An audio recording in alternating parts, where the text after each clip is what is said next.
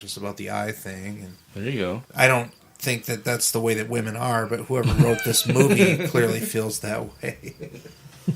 I kind of agree with him, I guess. Jesus Christ, Ken. That's just the way that people are. Superficial. When a girl tells you for 4 years, when are you going to get a better job? You kind of lose trust in You're going to edit this out, right? Women. Huh? You're just going to edit this out? No, it needs to be said. Oh, God. I'm at the forefront of sticking up for men on podcasts. We do not condone what Ken is saying. Sticking up for you guys, you fucking jerks. I don't need you to stick up for me. I'm all right. I don't know. This one has a pretty downbeat ending, too. Yeah. And pretty gruesome, too. Yeah? I mean, you can just pop the eye out, man. You don't have to, like, fucking kill yourself. Right. Well, maybe he had to get it done right then and there. He was losing his shit. He was going to kill Twiggy. He was going to kill. And she was all preggers. I give this segment an 8. I give it like an 8.25. And I gave this one an 8.5. And then the wraparound comes to an end, and I thought that was really fucking cool. Yeah, it was a cool little twist. Like, I wasn't necessarily expecting him to be one of the bodies in the morgue. Yeah. Right. Yeah, that was really cool. You get that nice cameo with Tom Arnold and Toby Hooper. And then I fucking hate Tom Arnold. He didn't have enough time in this movie to ruin it, so whatever. But the faces John Carpenter's making to the camera when they're cutting into them is so fucking great. It's funny. Yeah, that's one of the things I love about this movie is just how much he's having fun with that role. Yeah. Yeah, and this is, I don't know, I feel like Mick Garris was just like, yeah, 93. Yeah. But anyway, so what do you give Body Bags overall? Overall, I wouldn't put it in my top 10 anthologies overall. No, I wouldn't either. Top 20, but maybe. Yeah. That's a deep fucking genre. It is. I'm going to give it an 8 overall. I was going to give it an 8 as well. I just, there's no fluidity between the stories because you have the femme fatale or the female victim, and then you go to like a comedic type of fucking hair thing, right? Into a Mark Hamill eye thing. There's just like it's a weird hodgepodge of shit. It is. I would give this an 8 as well. It's really entertaining though. Yep, it's a must watch. And on to our next film. Stiles, can I ask you something? Do you really like working on Kane stuff? You really like busting people? Yeah. I bust frauds, I bust phonies, and yeah, I love it. Have you ever busted anyone you know? Yeah, sure I did. Didn't make any difference. See, in my business, you soon find out that anybody's capable of anything. If you can think of it, they've done it. Doesn't leave you much to believe in. Yeah, but think of the upside. At least it doesn't leave you too much to be disappointed in either. Believe me, the sooner we're off the planet, the better. Now you sound like Kane. No, not me. You're the Kane lover. I just like being scared. Kane's work scares me. Well, what's to be scared about? It's not like it's real or anything. Well, it's not real from your point of view, and right now reality shares your point of view. What scares me about Kane's work is what might happen if reality shared his point of view. Whoa, we're not talking about reality here. We're talking about fiction. It's different, you know? A reality is just what we tell each other it is. Sane and insane could easily switch places if the insane were to become the majority. You would find yourself locked in a padded cell, wondering what happened to the world. No, and it wouldn't happen to me. Well, it would if you realized everything you ever knew was gone. I'd be pretty lonely being the last one left. All right, our final film of the night is In the Mouth of Madness, starring Sam Neill. Who else was in the old lady. Yeah. Charlton Heston was in it. Yeah, Charlton Heston. Yeah, that kind of surprised me. Yeah, the older lady from like fucking. I was trying to figure out where she was from. I recognized Billy Madison or something. Yeah. She had Ben Stiller was fucking being a dick to her. I don't remember her name. She was also in The Attic. I don't think I've ever seen that horror movie, like 1980 something. I know she's been in other horror stuff, but I can't place it at the moment. We should really do better research for these. It makes it more fun when we're on our toes.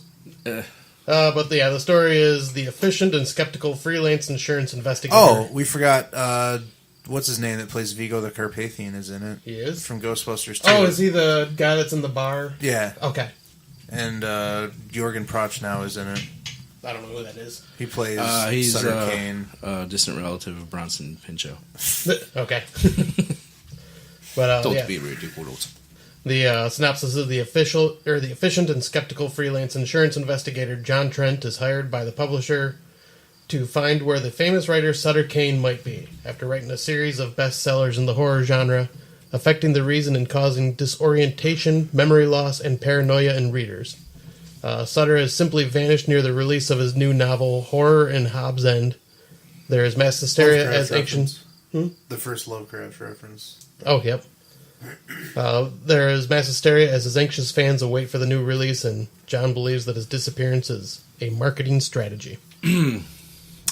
I wonder what Stephen King thinks about this movie. Oh, because of the dig at Stephen King, partway through it? And not even that. It's just an author. A lot of his tropes are present here. Yeah, I wonder if he hated it. Or maybe he thought, they're fucking making fun of me or something. I don't think he's that narcissistic. No, I'll say, usually... No, it's clearly, Lovecraft all the way. You Yeah. know, I mean, everyone losing their minds and the Dark Ones influencing and coming from the other side to reclaim the Earth. And I love how they're influencing Sutter Kane to write this to kind of corrupt humans. Yeah. That's very Lovecraftian in a way, and I love that whole essence of this film throughout the whole This is your entire first thing. watch, too, right? Yep, and I love this movie. yeah, it's really great. It's like one of the most Lovecraft movies. That's not Lovecraft. Yeah, it's more Lovecraft than a lot of Lovecraft adaptations. I'll say, hell, even the creatures were Lovecraft. It's probably the most Lovecraft movie that's not by Stuart Gordon. Yeah. Yeah. I'll say Sam Neill's performance in this was great. Yeah, he's really awesome. Yeah, I'll say just the way he's kind of gone insane in the very beginning to where he goes back in the past and you're seeing him as his normal self, but just kind of slowly losing his mind throughout the whole thing and just trying to figure out this whole mystery was really well done. I like that. I don't know her name, but the girl he goes there with.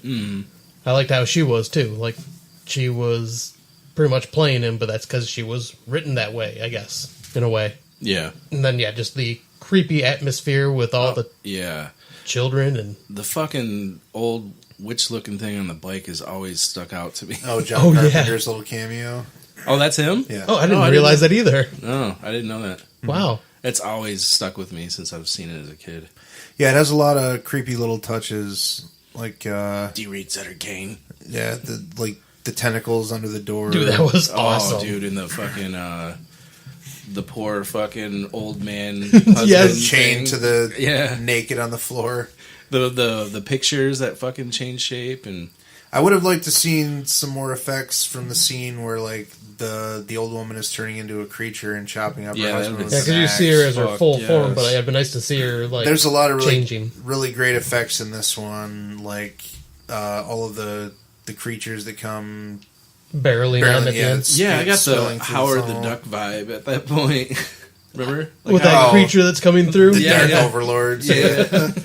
Howard the Duck. Yeah, actually, yes it does. I love that movie. They kind of look similar, too. A little bit. Yeah, I wish they would have, kept the camera on them just a little longer, because it did go by so freaking fast. Pause it, Scott. I know I can do that, but it doesn't, it's not fun to interrupt the movie just to pause it for a scene. Well, you should have watched it sooner. It's been out for 23 years. Hey, yeah. No, it's been out. You have a lot of movies you need to watch, dude. I know, You said you were going to fucking watch them, but you still haven't. Classics. I'm not getting on you, but you need to. Oh, I know. Like I say, I've watched a lot of, the newer stuff from, 2000s and beyond, and, some of the 80s stuff, but there is, a blank spot that I sure have missed. Yeah, and unfortunately, they're mostly classics. Oh, I know. That's why I'm trying to slowly get through them. Probably when Halloween comes around and I'm doing, the everyday horror movies, I'll be watching a bunch. Yeah, I was going to do that this year, but I'm going to make a list and a schedule. So I can't just be like, what is it going to be today? I'm going to have it all planned out. That's what I did last year. Oh, you did that last year? Yeah. Oh, you fucker. Thought I was original. No, that became a big thing last year. Your 31 days of Halloween. What's your 31st Halloween? I made it to day 7 or something. That was I think I ended up watching 45 in that month or something ridiculous. Poser. It's September now, so I'm officially watching like only horror movies until November 1st. That's usually what I do, anyways. Yeah. Yeah, for the most part. But Yeah, and I like, but back to the movie. The children in this were just creepy as hell, especially when you started to see them all deformed and they. it's Mommy's Day. Yeah, I say when they corner her, that was creepy, and then the whole.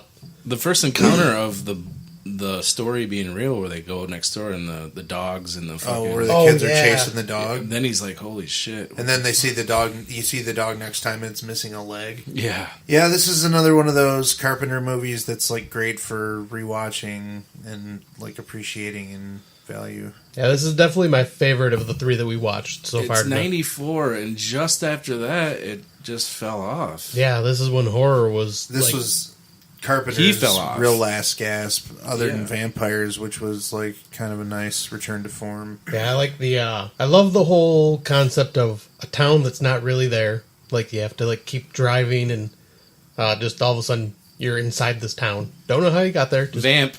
yeah, that's Right. exactly what... But Vamp's transition was fucking retarded. But yeah, the only complaint I really had was the way he pieced that together, that it was Hobbs' End, where he's just like, out of nowhere, like, oh, I got an idea to cut the book covers up, and hey, they shape into directions to point to Hobbs' End. I thought that was just kind of like, why would he even think of that? But Because he's a smart detective type. it's stretching it. It's like, I don't think Kind of any... like Autopsy and Jane Doe, and he did that with the skin. Like, how did he fucking know that? Yeah, I was like, I can go And like like that. that little piece of cloth. Yeah, like, the cloth. That's Yeah. that he like was just sitting there and looked down. He's like, "What?"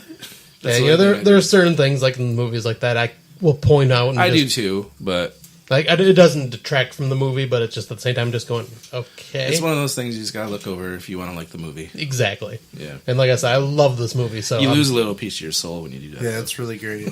But yeah, I like the whole, when he's trying to, this, trying to remember, what was it, Demon Wind had this, but when they're trying to escape the town, and all of a sudden he's back in the same spot, and he escapes again. Well, and he's back they in the use same that spot. in Freddy's Dead too. Oh, yep.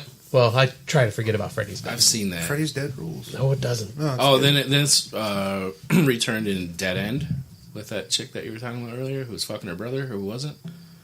Oh, Lin Shaye. Yeah. You never seen Dead End? No, I've Where they seen keep it. going through the fucking thing and it's Yeah. the same shit over and over again? I don't remember that one. Then don't look at me like I'm being stupid. Yeah, he looked like you like a confused dog. Like, oh, this guy's being dumb again. I just didn't know what you were talking about. Well, when you don't know what he's talking about, you don't get all dramatic in your fucking facial expressions. no, he just makes fun of me. You just look at him.